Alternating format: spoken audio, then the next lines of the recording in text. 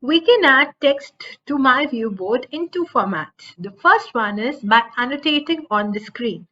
To annotate on the screen, from the main toolbar, click on the marker option, choose the color that you want, and start writing. For instance, I have written hello.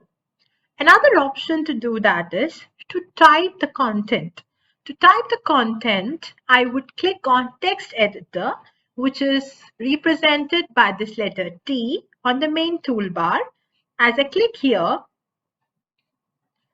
I can enter my content now.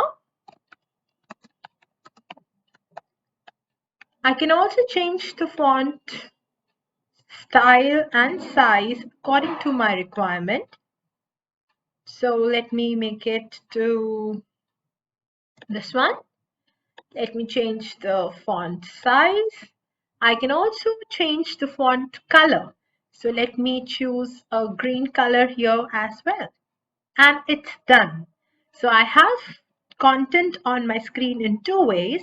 The first one is through annotation by using a marker, and the second one is by typing by using the text editor option.